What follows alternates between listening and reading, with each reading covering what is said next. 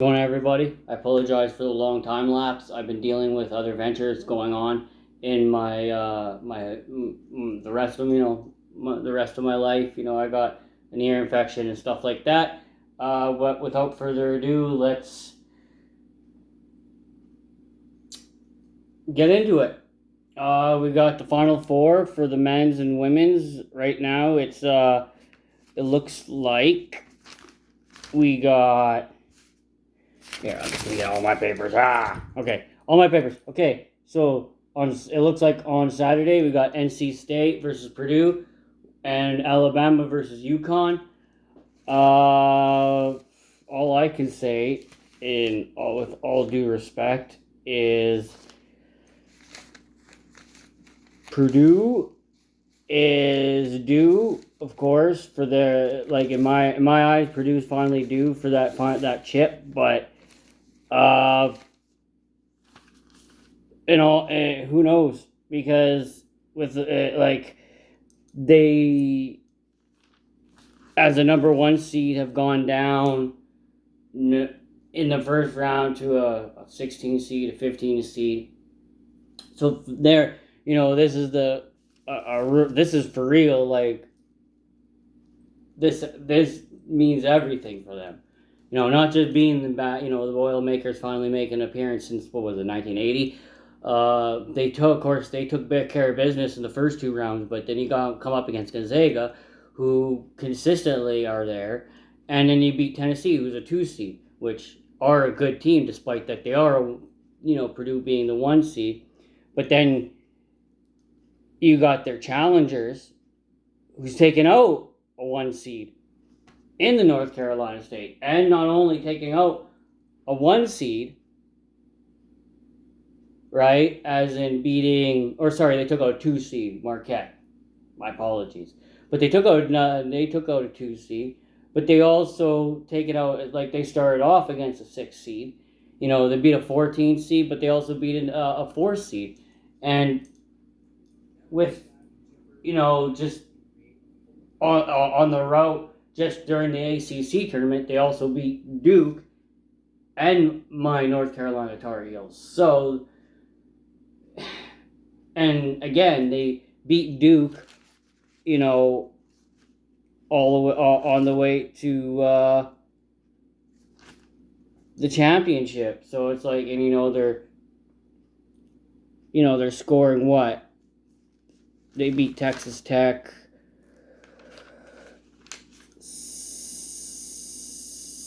80-67 or whatever. So they're beating the better teams by a good margin. So I don't know. I think that that game could go the distance. Purdue could open up on them. North Carolina could open up on them. I don't know. We'll see what happens. Alabama, on the other hand, will have their hands full. Being versus the defending champions and the Huskies. So that's all I can say. And when it comes to NCAA football, I'm an Alabama Crimson Tide. So that kind of holds specialness to me because it's nice to see their basketball program going strong, right? But that's Saturday's matchups. For that, I think Friday is the women's.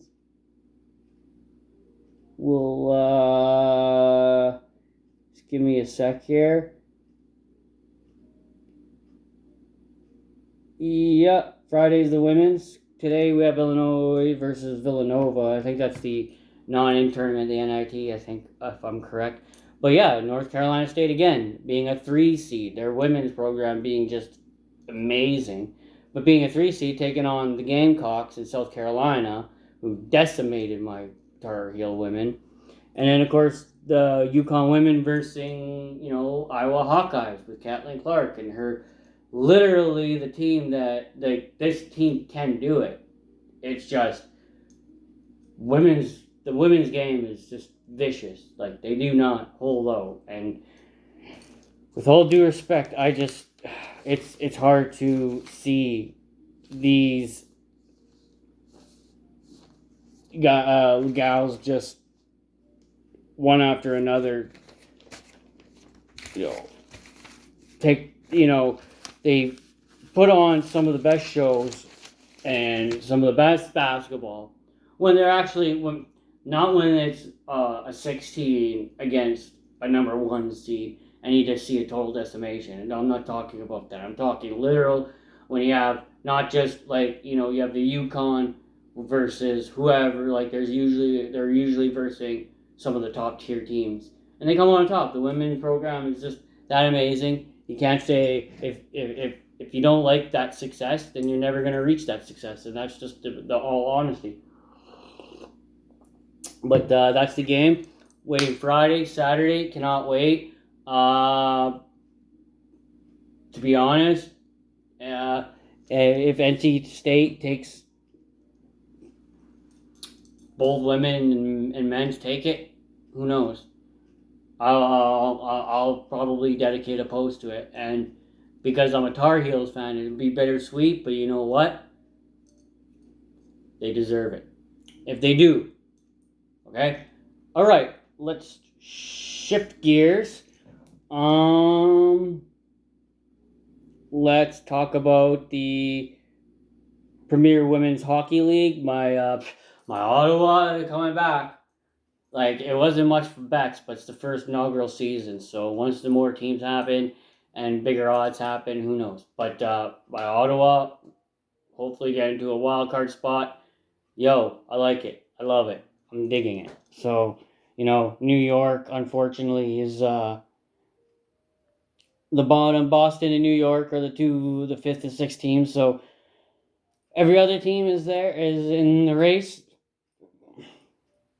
And yeah, cannot wait. Looks good. It's looking good for my gals when it comes to the professional women's hockey league there. Switch gears again. Let's talk a little NHL. My Penguins were looking like they were definitely not going to be in, but now they're fighting. They're trying to wield their way in, and it's only just by Sidney Crosby putting everyone on his back, and of course, likes it, and the magic that comes with him. Everyone becomes better, especially when it means that much more. Now, will they make it? I don't know. It's a stretch. It's been a tough year, very tough year. So I hope we make a wild card spot or possibly the third in our division, but we'll see what happens. Right now, though, it is very clear cut that who the favorites are. We got Toronto, we got Boston, we got Florida, we got Rangers, Hurricanes, Flyers. They're all top teams in the East. We got the Stars, Avalanche, the Jets, Canucks, Oilers, and the Golden Knights. Those are all the teams to look out for. It could be anyone's game. Golden Knights go back to back. Colorado could win another. Toronto could finally get over the hump. Vancouver could finally get over the hump. But we'll see. I'll do with it takes time. Let's talk a little NBA. Boston, of course, clinched their position like, I don't know, I think like 10 weeks ago. They've been already the top, the best in their I think the best in the league. I was going to say the best in the league, but I know they're the best in the East, which is pretty straightforward. But no, there's so many. Oklahoma City, just honestly, everyone's calling for Shea Gilgeous-Alexander, the Canadian, to for the MVP, or at least considering him. But that's just it. You got Jokic, you got Doncic, you got all these other amazing athletes. In all due respect, if Steph Curry or LeBron James or both of them wheeled their teams into the play-in round at least, they at least deserve a little bit of credit. Because, that it's a hard situation that they're in. You got the Nuggets, who are the best in their division. Timberwolves right behind them. Bucks, Cavs, Magic are doing good. So let's in the playing rounds, we'll see what happens because we don't know who's going to be for sure in there. But even look at who is it? The Pacers. They're six. Pelicans. They're six. Don't I won't sleep on the 60s either. But that's just it. Are they gonna have enough to take on those bigger teams? We'll see. A few games left in that particular culture. So let's just hope it turns out to be the games of the year. Yeah, because down the stretch you'll always see some pretty good games. UFL looks like week one. Yeah, for the UFL we had a bunch of different teams or whatever here.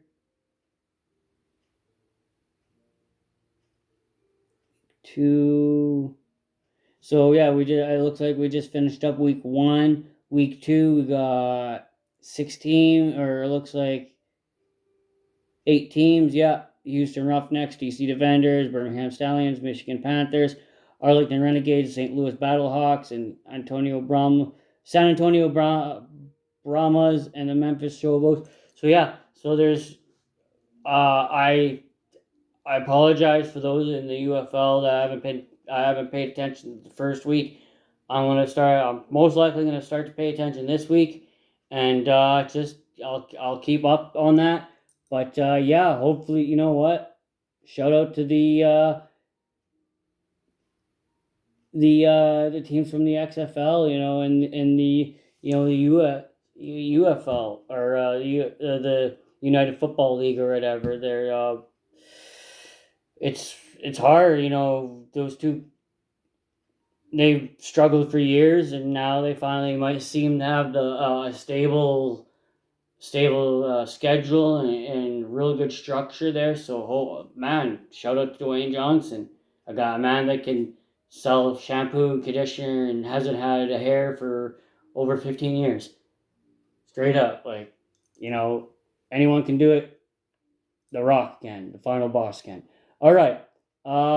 Speaking of that, WWE Stand to Deliver, NXT Stand to Deliver Philadelphia will be. It looks like noontime on Saturday, the 6th. We looks like Shawn Spears and Joe Gacy will be in the singles match.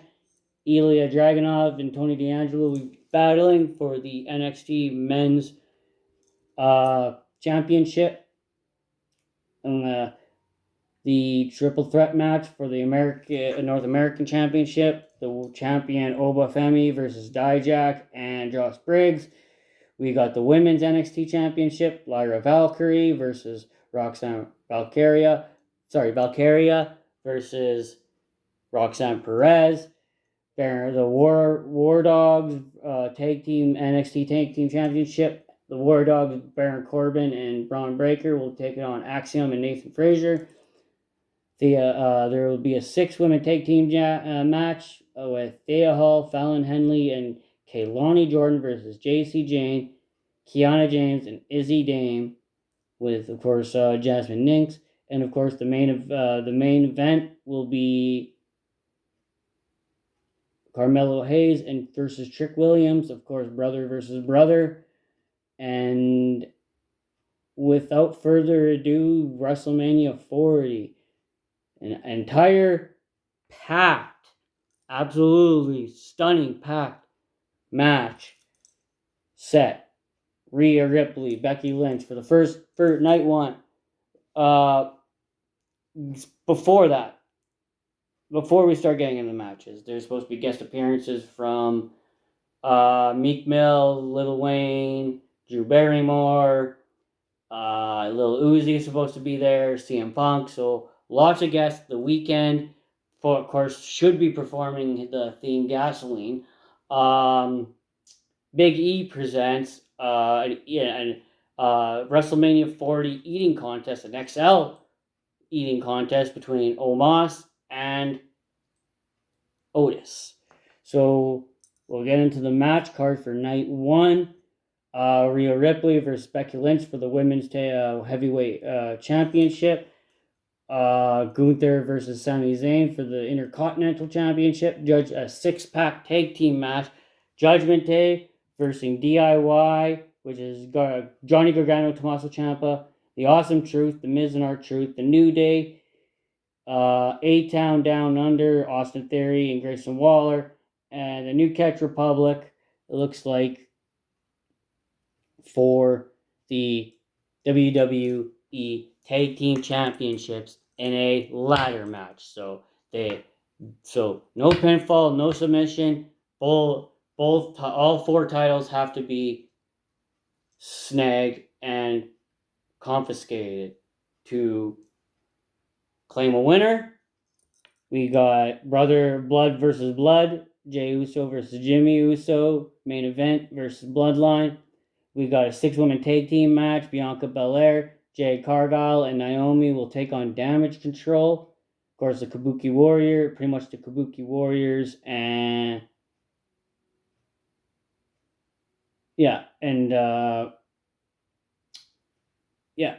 Dakota Kai. LWO will technically Rey Mysterio and Dragon Lee will versus Santos Escobar and Dominic Mysterio in just a singles tag team match. And of course, the Bloodline,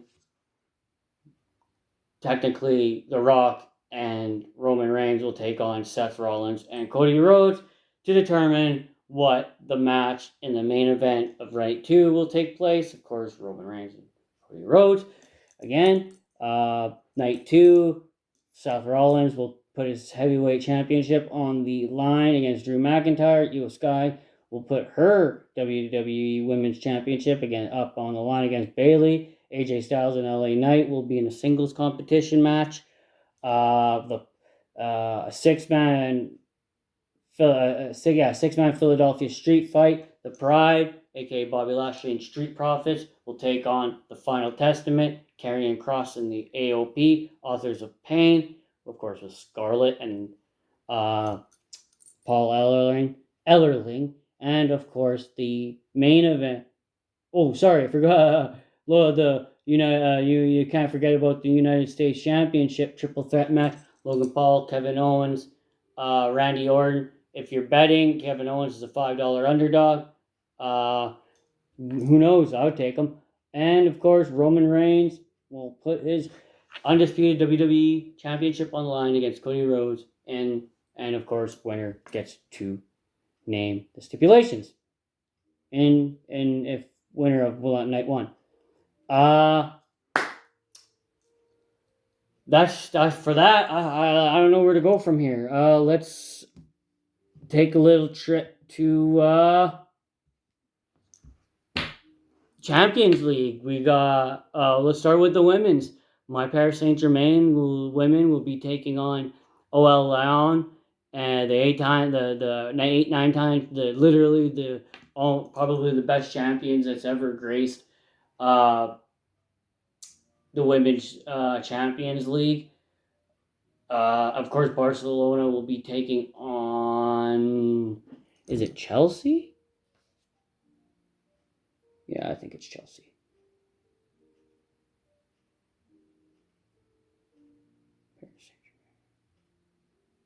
Yeah, because Ajax got eliminated by Chelsea. Yeah, I got confused about the bracket situation. Lyon will be taking on Paris Saint-Germain. PSG will have home field advantage, of course, in the second leg. Chelsea, of course, will have home field advantage, and then winners will take a trip to Spain, Bilbao, and we'll see who is in the championship. But that's the women's. Let's start with them. Let's do the men's. Of course, again, Paris Saint-Germain taking on the heavyweights in Barcelona. Definitely not an easy match. Then you got Atletico Madrid taking on Dortmund. You got Real Madrid and Manchester City. Big heavyweight matchup. And then the big German club Bayern Munich will take on Arsenal in their return to the Champions League, quarterfinals. So that's going on. Is, if I'm correct, that's next week, the 9th and, or sorry, this, yeah, 9th and 10th, or yeah, 9th to 11th, and then of course the 12th, or sorry, the 16th to 18th, because it's, yeah, those 2 weeks there. I got confused with but yeah, no, that's that for Champions League. Let's check out Europa League. We got big Italian heavyweight matchup with AC Milan taking on AS Roma. Oh, wait. Sorry, before we get into more, looks like Dortmund, Barcelona, Bayern Munich, and Manchester City will have home field advantage in the second leg. So, right now, yeah. Back to Europa, we got AC Milan and AS Roma, the Italian heavyweights. We got Benfica versus Marseille, the greatest Portuguese team, versus arguably what some would say the best French team in Marseille. We got Leverkusen, who's leading the Bundesliga this year, versus West Ham United. We got Liverpool versus Atalanta. So Liverpool looking good, looking like the team that wants to make it to Ireland. Leverkusen looks like they want to meet them there. Most likely they'll meet on the way. So one of those two teams is the team. I can guarantee it. That's going to be one of the two teams that end that way. Because right now the West Ham have a lot to go, have a big hill to go up. It's not an easy hill. And Marseille, Roma, West Ham, and Atalanta have home in the second leg. So home field. That could help. It's helped in the Europa Conference side, because it looks like two Greek teams are around. We got Olympiacos taking on Fenerbahce,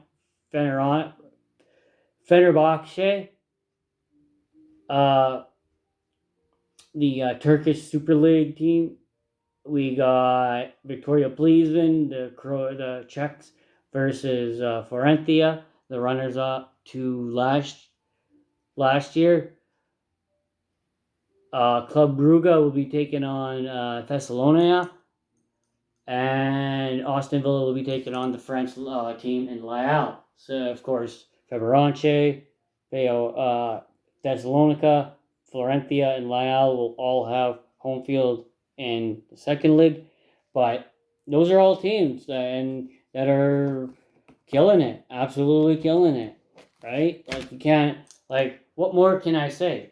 And if I look, I'm pretty sure right now, if I just take a gander at the different leagues, if I'm correct, it's Liverpool that's leading.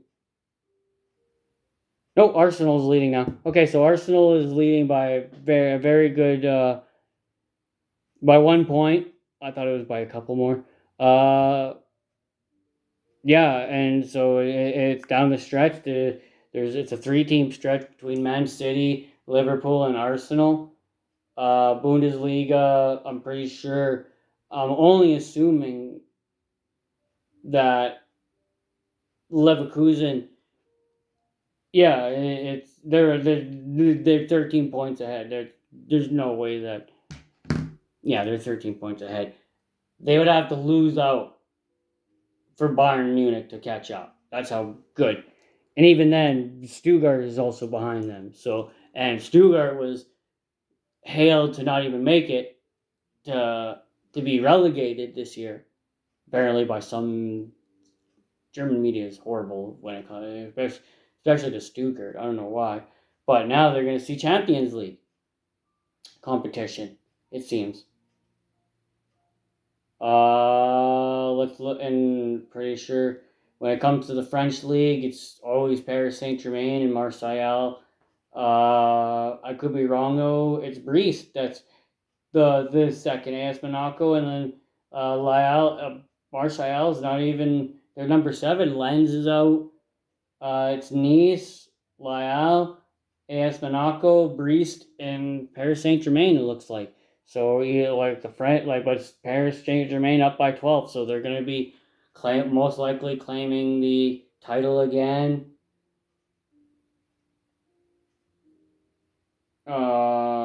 Let's go with La Liga now, and there you go, Real Madrid, Girona, Atletico Madrid. Lots of teams going to see, another new team is going to see competition. If I'm correct, yeah, I didn't even bother with the Serie A because, yeah, they're not even in Champions League competition right now. But regardless,